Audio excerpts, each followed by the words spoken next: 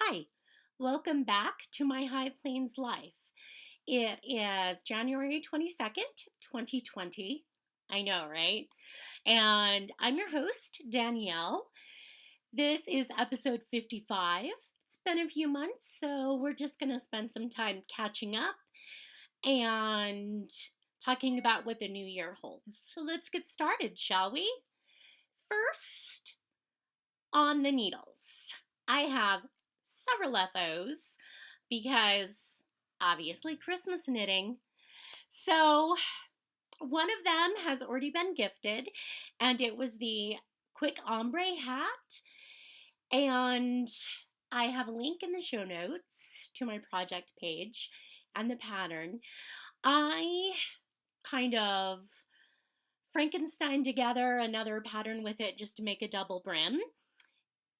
Not that hard. I just did a provisional cast on and then 3 needle, not really a bind off, but like a knit two together around to bring all the stitches together. And on the inside of it, I did hand spun alpaca. And then the yarn for the outside is a merino alpaca blend. So super warm. I gifted it to my father-in-law. And this is Colorado, so snow blowing season. So I figured it'll be a great hat for him to wear out when he has to snow blow the driveway. And I will hopefully include a picture of it here.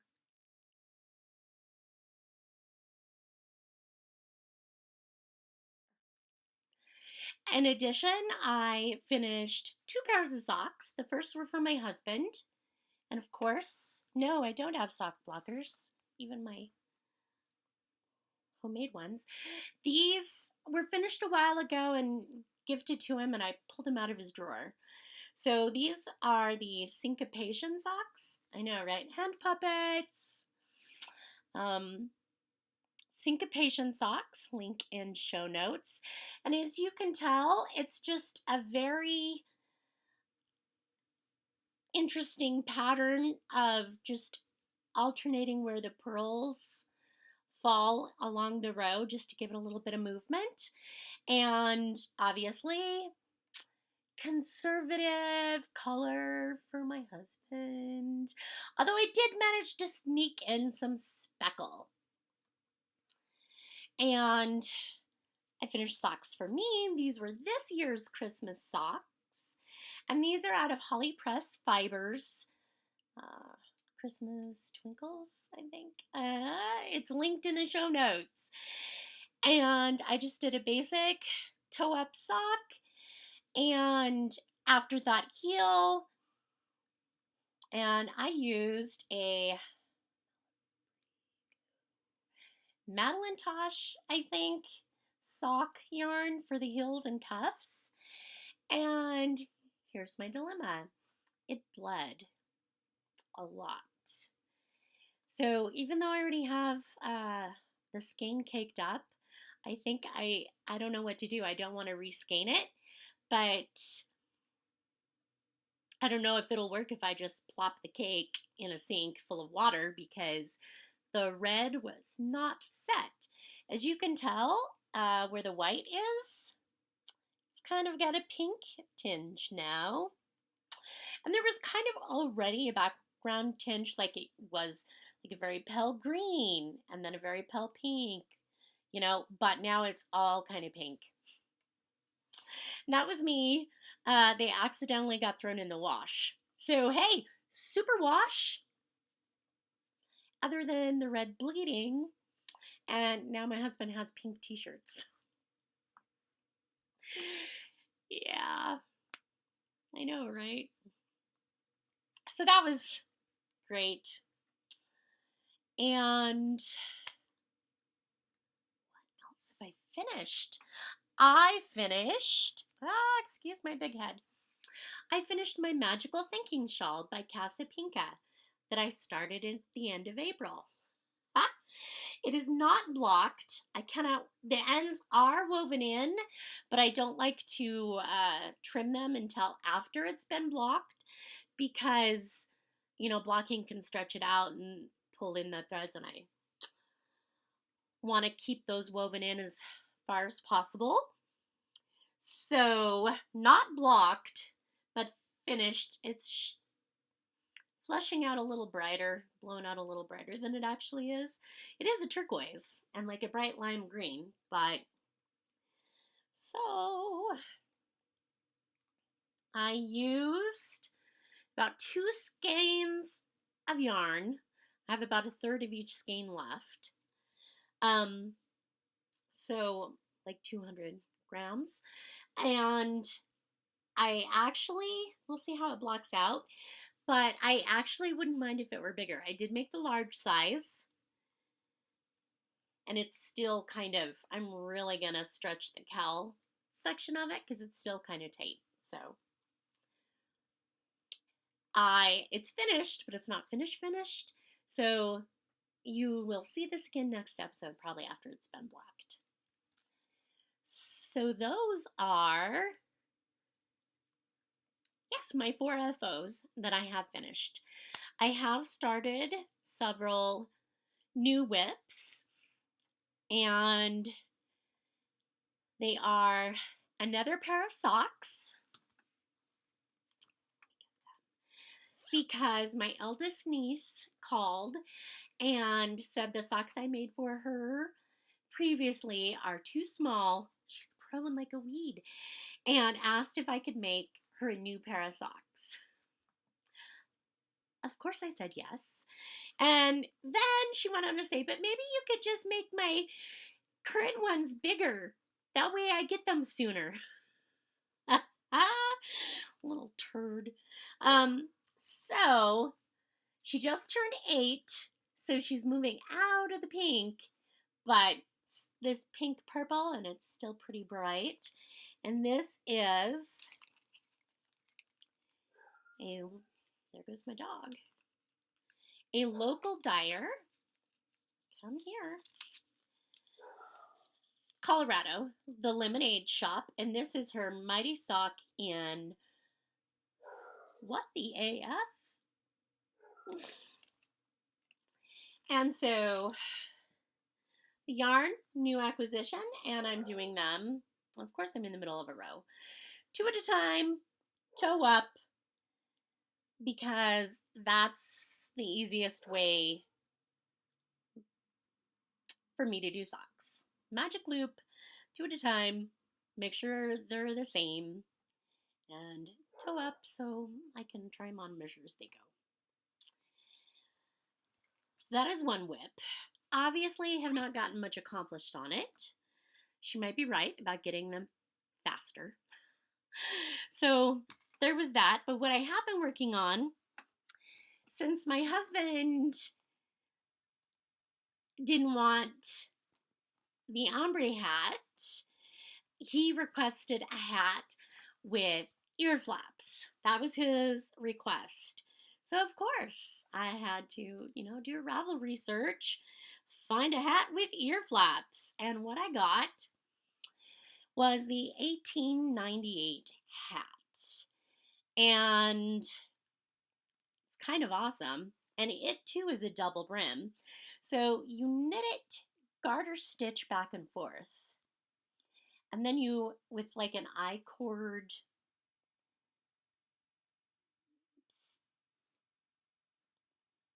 thing in the middle that you then fold it on and knit 2 together to make your brim double layer. It's a free pattern. Look at those ear flaps. Whoops. They're awesome. This is Merino Silk Blend yarn. It is Taki Yarns New Tweed. I got several skeins of this when a local yarn shop went out of business. So I have it in blue and gray, and what I'm going to do now, if you can see, I'm doing a 2-color, maybe not. with the blue and the gray, and that's the start of my Latvian braid. So again, Frankensteining another pattern together with it. I'm not the first one to do it. I saw somebody else's project and said, I want to do that. So I'm basically copying them. So Latvian braid around, two-color Latvian braid where the brim comes together. And then for the crown of the hat, it's going to have the blue and gray knit together in a plaid pattern. So here's his hat with ear flaps. So he should be happy. And apparently I have cords and needles all over the place. So that's in a project bag I made since I was working on it over Christmas. I think I'll switch things out since Christmas is over and put them in my winter project bags. So those are two new whips that I've started, and I haven't actually spent a whole lot of time working on them. They were traveling whips. So travel knitting. So why we spent Christmas in Phoenix. That's what I worked on, but I didn't do a lot of knitting. And then once we got home, what I have been spending most of my time on is crocheting a prayer shawl for my prayer shawl group at the church. And this is attempt number 2. I'm just doing a long rectangular stole, and it's because I did not like attempt number 1 because my edges were all wonky. You know how when you crochet back and forth, sometimes, even if you do it the way it's supposed to, sometimes the edges are off. And somehow I'd decreased a couple stitches, so I'm like, screw it. So I just took it out and started over, and now I'm doing not what you're supposed to do, but a little trick to keep your edges straight, and I think that's much better. So this is my prayer shawl / stole, and have a lot of ends to weave in, but I am basically just intending to finish up. This is from me ripping it out. I hand wound it all. It's kind of squishy now. I intend on finishing this green and that be it. I do have some white and the parfait color, which is the pink, left over, but it's plenty long enough, so I'm just going to finish this and that'll be it. So it will be passed off the next time I podcast, and you won't be able to see it again. So that is prayer shawl number 5. And that's what I've been working on, crocheting it twice. So I think that's all the knitting I have. I have been stocking winter hats, obviously, upon the request for ear flaps. And that got me started down a hole. Hats, they're so fast and satisfying because you have a finished project. And so still looking at hats because after I finish this one for my husband, I need one for me, of course. Let's see. So I've been stocking winter hats, and the only acquisitions I have made over the past couple months is that sock yarn for my niece's socks, and I have another skein, and this is Andromeda sock yarn, and she's another local dyer, and this is for a pair of socks for my other niece. So close but not exact. match. So that's the plan for them. In addition, I have been doing a lot of spinning before the holiday finished.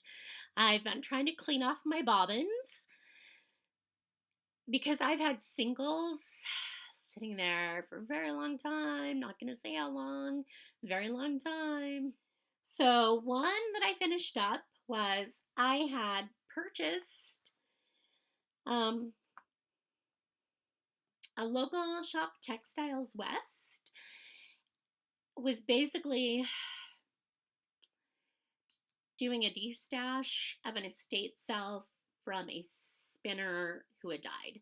There were bags and bags and bags of fiber, dyed, undyed, wool, alpaca, and some of her own hand spun, and cones of yarn for weaving, tons of stuff, and everything was $1 an ounce. So I bought some fiber, but I also bought some of the singles that she'd spun. So I had two separate singles of 2 different shades of blue, a light turquoise and then a darker blue with sparkly bits in it. And so I just spun those singles together. And I got a good almost 500 yards from it, in a sport weight, maybe. And that's pretty accurate.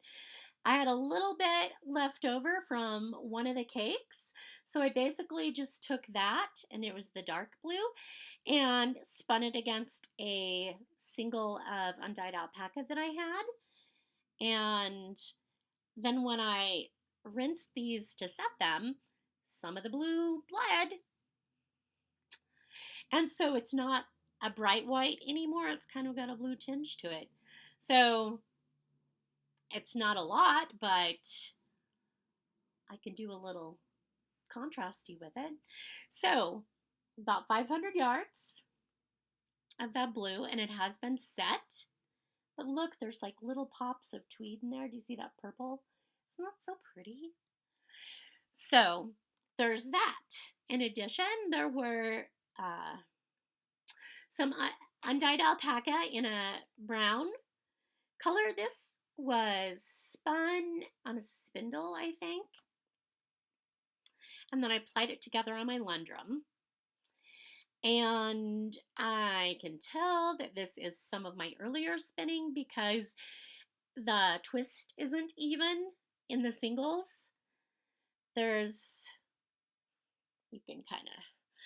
some overspun bits, but it really did help to soak it and give it a thwack, and it evened things out. There's no pigtails or anything. So there's about 400 yards of a DK Sport. It varies. Weight in brown alpaca. And then the piece de resistance. Excuse the rustling. This is from fiber that I purchased at Estes Park Wool Market in June. So it was very exciting to purchase, spin, and finish fiber that I had purchased within the year. So yay me. This is from Spinning Mermaid Fibers, and it was called a cornfield, and it's 4.1 ounces.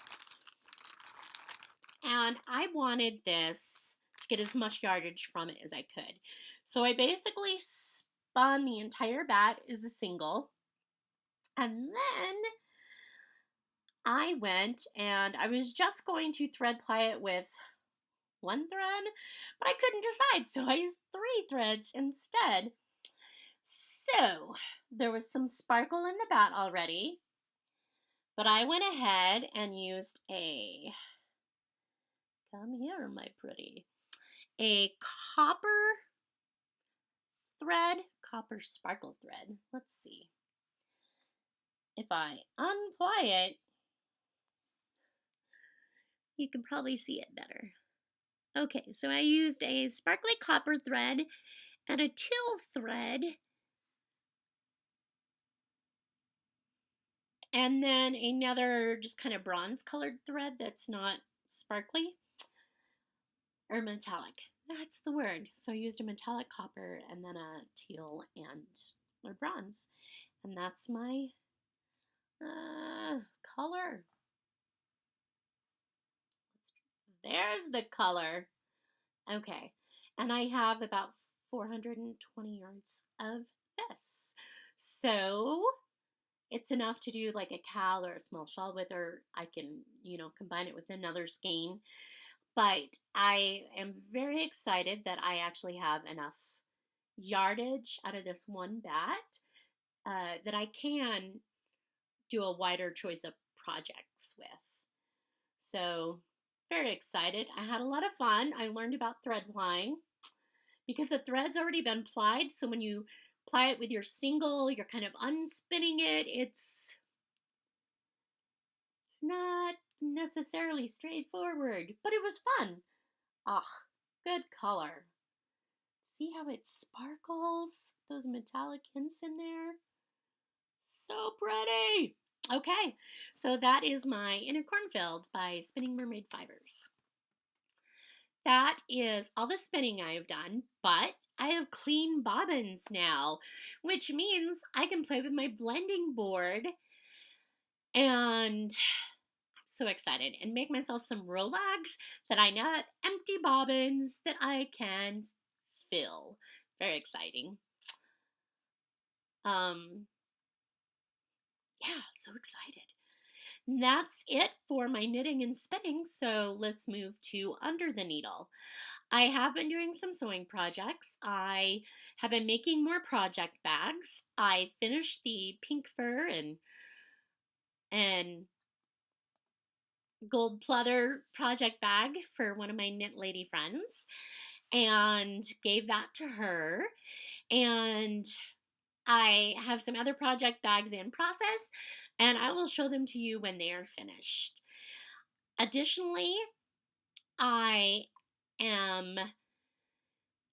joined the Moda Blockhead 3 group. You don't have to sign up for it. It's basically Moda is sponsoring a block of the week, like they do blocks of the month, but this is a block of the week. They have 14 different designers that they've gone out and asked to create blocks for them. You have your choice of doing a 6, 8, or 12-inch block.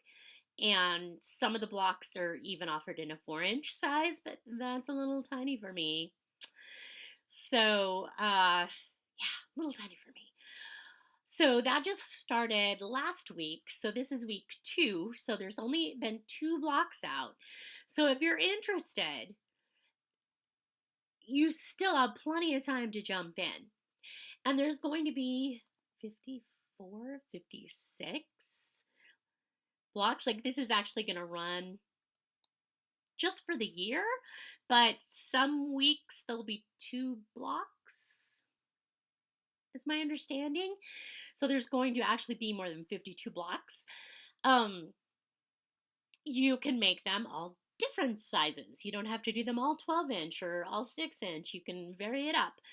So I think this would be a great project for somebody just getting into quilting.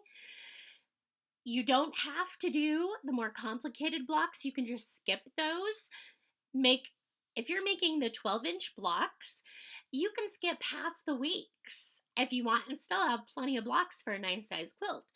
So, great beginner project, I think. There's tutorials and instructions for every block, and it gives you opportunity to see how people can use different fabrics in the same block to see how they turn out, which I love to see personally. That's one of my favorite things, is to see how different people can finish the same block and how many different ways it can turn out. So that's always fun. So week 2, Moda Blockhead 3, because this is their 3rd series of it. And just go to the Moda Fabrics website, and Blockheads is one of their tabs. Follow their links. They send you to the designer for each week. I'm having a blast with it. I've not finished my first block yet. It's okay. Like I said, it's only a block a week and you don't even have to finish them all. But I do like the first 2 blocks. I do intend to catch up with those. And the fabric I'm using is not easily accessible. But what I'm going to be using is my purples and shirtings of my reproduction fabrics that I have a fat quarter pack of. So everything will blend, but I'll be using different fabrics for each block. So I'm hoping that will turn out good and use up some of my reproduction fabrics, which I have a ton of. Yay. Okay. I have also been, this isn't under the needle, but it's crafty. I've also been making new stitch markers. I'm still enjoying beading, and I have made some winter themed and holiday themed ones, and those are for sale at You and Me, a yarn boutique currently. I am going to be later today making some stitch markers for Valentine's Day, just some hearts, simple hearts, and maybe St. Patty's Day, we'll see. Who knows? Whatever I feel in the mood for. So I'm still really enjoying that. It's getting harder to find designs for free or even for purchase because the designers are showing them and saying no commercial use, which I respect their I want to respect their rights and not use their designs for me to sell. And the ones that are offered for free, great. The used to be ones available for purchase. In particular, Bead Crumbs Hawaii has a bunch of great designs, and she used to offer them for sale on Etsy, but she has rescinded all her, all future pattern design sales because she has gotten into doing more of the beading, and now she wants you to buy the beaded stitch markers from her, which I totally understand. So wish her luck, wish her happiness, and she is still providing some patterns out there for free. But if you're interested, hit up her Instagram. It's Bead Crumbs Hawaii, and she has some great beaded designs out there if you're interested. So what else? Let's see. It's January, so obviously nothing in the garden or the bee yard. As for off topic, we have been doing a lot of traveling lately. It just feels like this whole last 6 months have been filled with travel. We were in Pagosa Springs in August. We went to Las Vegas in November for a wedding. Had a great time. It was a blast. We have a trip for Nashville upcoming, and we finally pulled the trigger after talking about it for 3 years. We'll be going to Croatia in the spring. So very excited. But again, it just feels like we're doing so much traveling. And that's not a bad thing. It's just takes me a while to recover in between. That's all I have for you. What I have been watching is The Prodigal Son. I love mystery, forensic, whodunit cop shows, so of course I'm going to enjoy it. My husband watched the first few episodes with me, and then he's like, yeah, you just binge it on your own. So I will. Well, that's all I have for you today. It's been great catching up with you, and hopefully it won't be a few more months before I record again. So you can find me on Ravelry and Instagram as Danny Girl Co. And show notes can be found at www.myhighplainslife.blogspot.com. Thanks so much for joining me today, and I hope to see you soon. Bye.